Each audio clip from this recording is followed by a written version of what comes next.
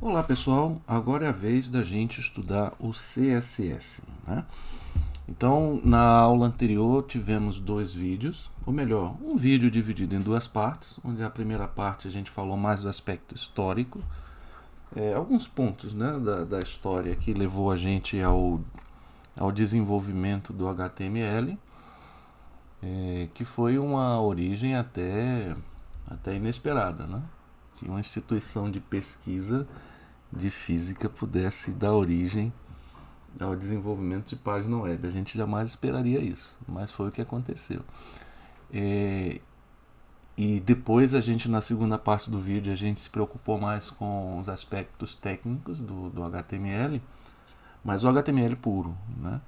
É aquele HTML onde a gente apenas escrevia as tags e esperava encontrar algum texto, né, correspondente às tags que a gente escreveu. Agora a gente vai se preocupar com os estilos, tá? Então, uma vez que a gente tenha desenvolvido a parte HTML da nossa página, a gente precisa determinar como esses elementos vão aparecer, ou de que forma, em que posição, com que tipo de organização, se vai ser centralizado, se não vai ser centralizado. Então, tudo isso, ou melhor, uma boa parte disso a gente já fez em uma aula anterior, para que a gente, de uma maneira simplificada, mas para que a gente tivesse condições de, com pouco esforço, conseguir fazer alguma página. É mais interessante, né? A gente aprende de maneira superficial e a gente usa. Depois a gente aprofunda e usa mais, né? Veja que eu não fiz nenhuma inovação do ponto de vista da pedagogia, porque é exatamente isso que se faz. Veja, você quando é criança você aprende de uma maneira bem elementar, e nas escolas os professores estimulam os alunos a praticarem aquele conhecimento adquirido. E aí depois a criança sai do ensino fundamental, ela vai para o ensino médio. No ensino médio o grau de sofisticação já é consideravelmente maior, e ele aprende o assunto de uma maneira um pouco melhor também. É estimulado a praticar, não é isso?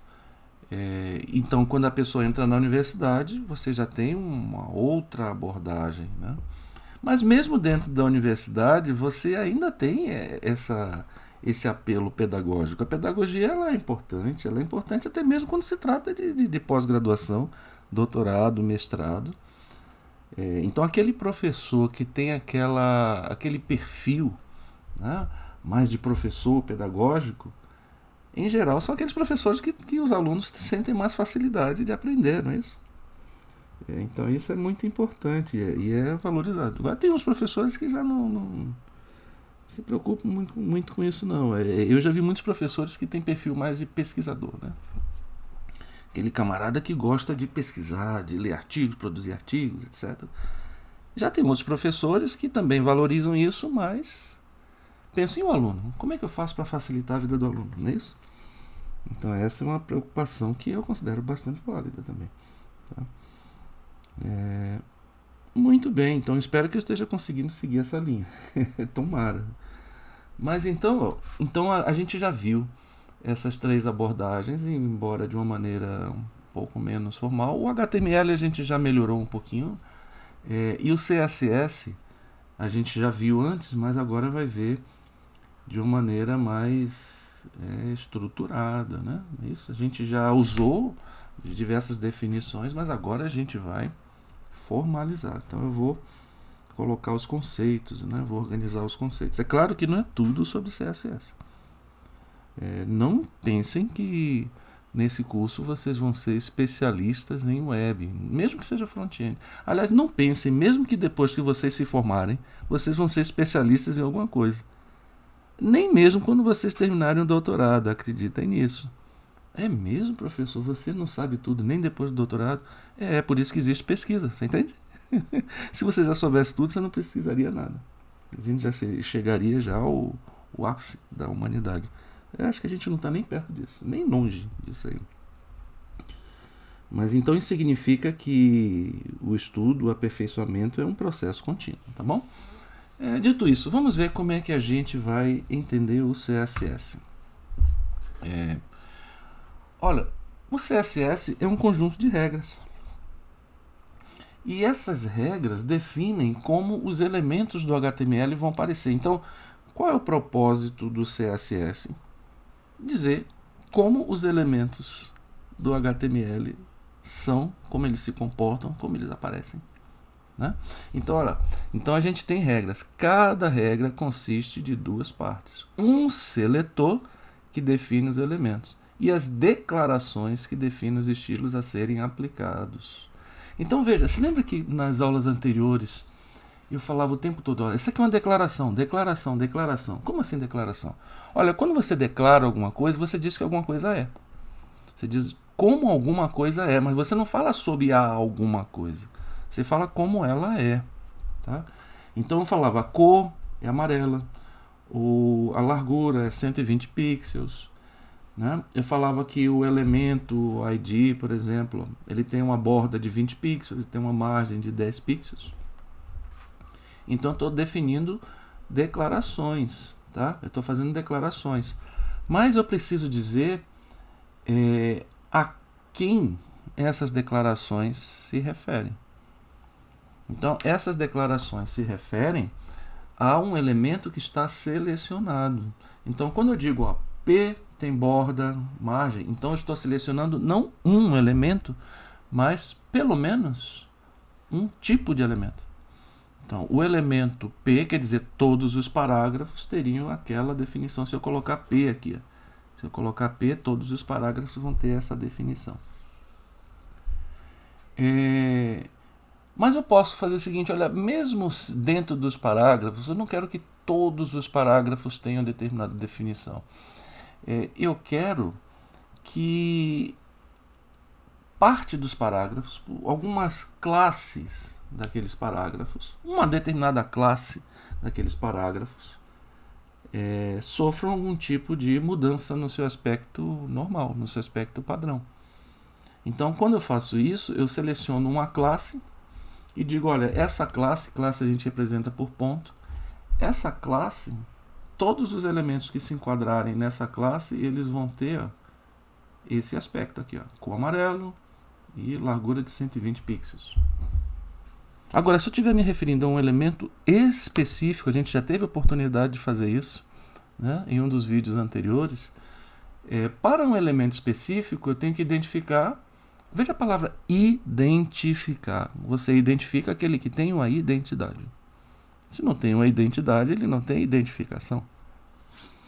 Então, quando eu identifico, eu preciso definir o ID. ID de Identification, não é assim que se fala em inglês? Então, a identificação do ID no lado do CSS, é definido por esse símbolo aqui, ó, esse joguinho da velha, o Sharp ou cerquilha, não importa como você vai chamar isso aí. Tá? Então, do ponto de vista do CSS, é assim que a gente escreve. E do HTML? Do HTML eu chamo de ID. E se for classe? No HTML eu chamo de classe mesmo. Classe.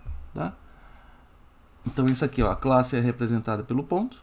Né? Representada não, denotada pelo ponto.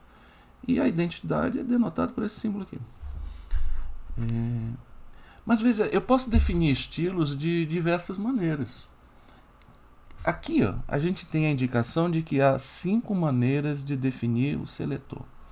Eu posso definir o tipo do elemento, dizendo que é um parágrafo, dizendo que é uma div, dizendo que é o body, tá certo? Então, eu defino o tipo de elemento. Ou então, definindo o ID do elemento. O ID do elemento é esse aqui. Ou eu escrevi atributo, rapaz, olha só, desse tempo todo, só agora que eu vi isso. Então, o atributo, olha, é assim que a gente descobre as falhas, né? Então, definindo o atributo de classe. O atributo de classe é ponto, tá? É isso que a gente falou. Agora eu posso definir também um pseudo-elemento e uma pseudo-classe. Aí você vai pensar assim, pô, professor, como assim? É uma classe que não é classe? É um elemento que não é elemento? É assim, é como se o objeto, em determinadas circunstâncias, se comportasse como se ele pertencesse a outra classe. Se algum evento aconteceu, por exemplo, você tem um botão, tá? Você tem um botão. E aquele botão tem aquela cor, digamos que seja azul e com o texto branco. Botão azul com texto branco. Quando o cursor do mouse, isso aqui, essa coisinha aqui, quando esse negocinho aqui passa por cima do botão, eu posso dizer que diante deste tipo de evento, este botão passa a se comportar como se fosse uma outra classe, temporariamente. Então esse botão é um pseudo-elemento. Querem ver como é que funciona o pseudo-elemento? Então, antes da gente chegar lá na definição, é interessante, às vezes inverter fica mais interessante. Porque quando eu definir para você, você vai saber do que eu estou falando. Vai deixar de ser abstrato, vai ficar bem concreto. Então vamos fazer o seguinte, vamos criar um projeto. A gente já sabe como é que faz para criar um projeto, não é isso? Vamos lá, vamos fazer de novo lá como a gente fez em uma das aulas anteriores. Eu vou pegar a área de trabalho aqui, onde eu tenho uma pasta temporária. Olha aqui, ó, eu tinha chamado aquela primeira pasta, ainda está aí até hoje, olha que coisa. Também que foi anteontem que eu gravei, uma coisa assim. Esqueci de apagar. Então aquela ali foi a primeira. Bom, se aquela é a primeira, então já que aqui em casa reina a falta de criatividade, o nome dessa outra página vai ser segunda página. Então se a outra é a primeira, esta é a segunda. E é claro que se eu clicar não vai ter nada dentro dela. Me espantaria se tivesse. Então eu vou chegar aqui, ó, eu vou clicar com o botão direito e eu vou pedir para abrir essa pasta como se fosse um projeto no VS Code, né? No nosso tão querido VS Code. E olha o que ele está dizendo. Você confia nos autores dos arquivos dessa pasta? Mais ou menos. Confio nos autores. Por quê? Porque o cara não escreveu nada. Então, eu vou dizer o seguinte, o cara aqui no caso sou eu, né? Esse cara sou eu, como diria Roberto Carlos. Então, eu vou criar, eu vou até aumentar o texto aqui, ó. Eu acho que aqui você vai enxergar bem. Esse ícone aqui é para você criar um arquivo. Esse aqui é para você criar uma pasta. Isso aqui é para quê? É só para atualizar, tá bom. Tá. Então eu vou criar uma pasta e essa pasta é claro que vai ser o index.html. Se lembra da aula passada que eu falei de servidor, o primeiro servidor web que surgiu no momento que a web que foi criada lá no CERN, lá, no acelerador de partículas? Por conta desses primeiros servidores, tradicionalmente, o primeiro arquivo a ser procurado pelo servidor web se chamava index. Eu não sei se a intenção é essa, mas normalmente quando a gente abre um livro, a gente primeiro vê o index, né? O índice, que é o que aponta para as demais páginas do livro. Eu imagino que a inspiração seja essa. Mas, por conta dessa tradição, muitos web servers hoje em dia procuram primeiro a pasta index. Pode ser alterado? Pode. A pergunta é para quê, né? Para quê? O que você ganha com isso? Não ganha nada. Na maioria das situações, o nome da página nem aparece na URL. Então, nem pense que o que você escreve lá na página, a URL que você escreve, corresponde exatamente aos arquivos que estão lá no servidor. Mas, frequentemente não tem nada a ver. Embora pode ser que seja, né? Enfim. Então é por isso que se tem o nome de index, por uma questão de história, né? Como os primeiros servidores faziam. E não há razão especial para que a gente mude esse nome. O nome é até bem escolhido, é um índice. Tá? É o que você vê primeiro, de onde você vai mapear para outros. Tá? Bom, agora você já está sabendo. O index vem daí. Então eu vou escolher aqui agora um outro arquivo que eu vou chamar de style. Aliás, eu vou fazer o seguinte, ó, eu vou até tirar. Eu vou usar uma regra não, um costume que é bem valorizado por desenvolvedores. Você vai ser estimulado, na medida em que suas páginas forem ficando cada vez mais complexas, cada vez mais elaboradas, você vai ser estimulado a organizar os seus arquivos. Porque em pouco tempo você vai ter tanto arquivo que vai ficar uma bagunça o seu projeto. E tem frameworks em que essa organização é regra. É isso?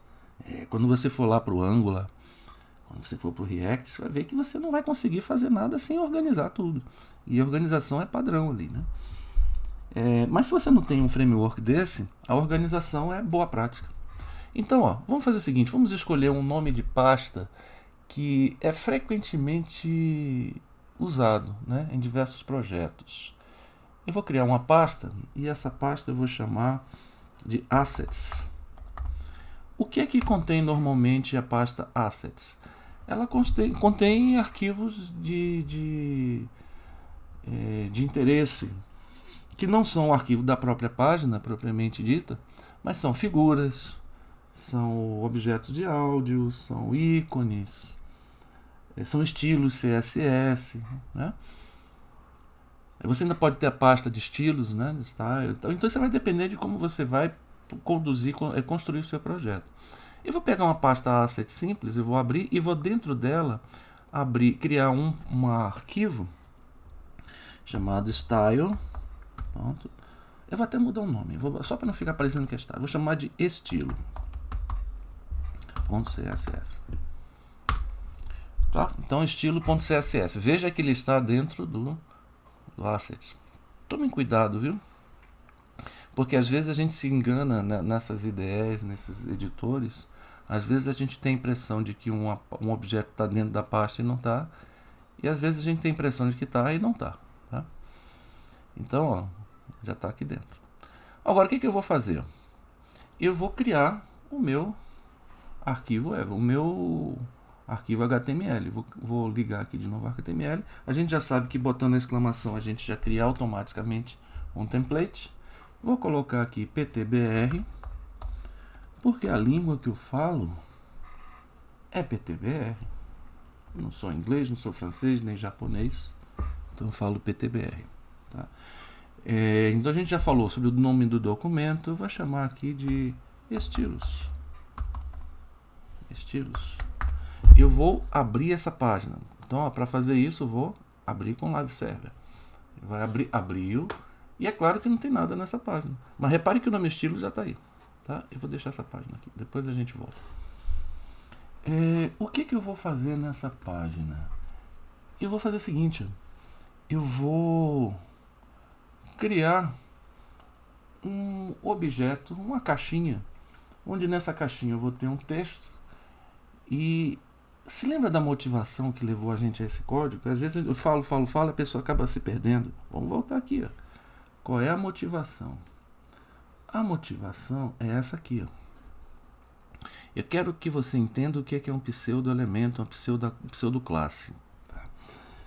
Vamos ver, pseudo-classe.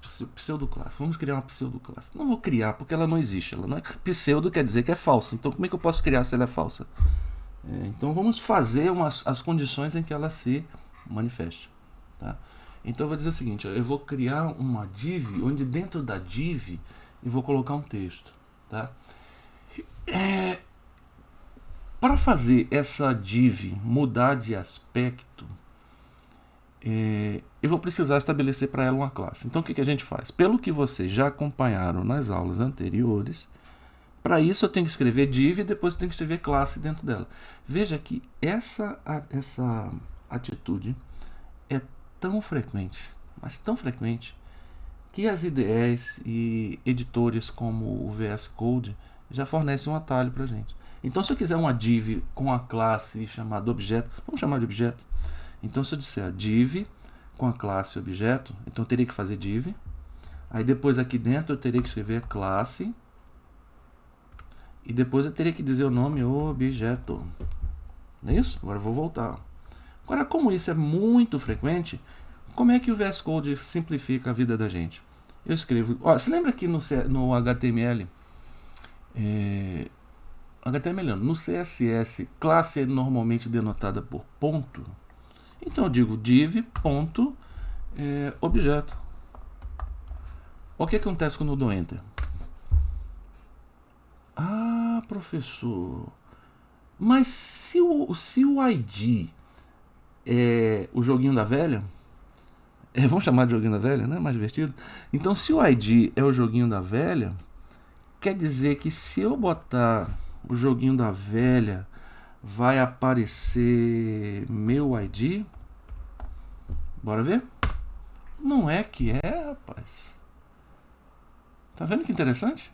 Então você não precisa ficar digitando o ID. Pode, se você quiser, se você gostar de digitar.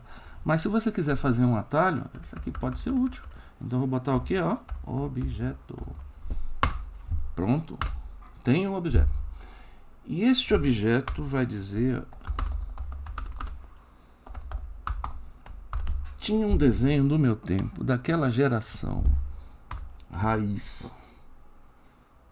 Que era um desenho bobo pra caramba, mas fazia um sucesso, não. Parece até que vão refilmar aquele negócio. O sujeito dizia que tinha força. Tá bom? Então, ó, o que vai aparecer aqui, ó, quando eu salvar? Ó, ele está dizendo que tem a força. Diz ele que ele tem a força. E que não é a força de lá do Star Wars, é outra força. Tá? Então, olha só. Eu quero colocar um estilo. Eu não tenho como colocar o CSS ainda, né? Veja, eu criei o arquivo CSS, mas a minha página não tem ainda esta ligação. Ligação é link, então eu vou escrever link e vou dizer de que tipo? Do tipo CSS. Aqui, ó, veja que o CSS que está aqui, ó, não é por ele ter encontrado o style. Tanto que o estilo que eu escrevi foi estilo e não style.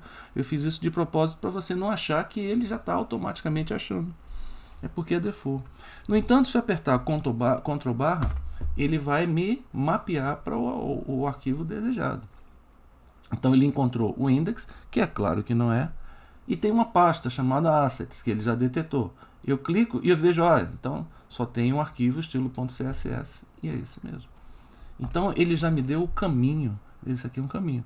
É o caminho que me leva ao arquivo procurado. Mas é claro que não vai acontecer nada porque eu não fiz nenhuma definição. Eu vou fazer uma definição que é a seguinte, olha, deixa eu ver o que eu faço. Assim, eu criei um objeto, né? Criei uma classe, ou melhor, eu fiz uma referência a uma classe que não existe. E eu vou criar essa classe. Então eu vou dizer, ó, ponto objeto, a classe objeto. Ela é o seguinte, eu vou dizer que ela tem margem alta. Margem alta. O que vai acontecer? Bom, acho que não mudou nada.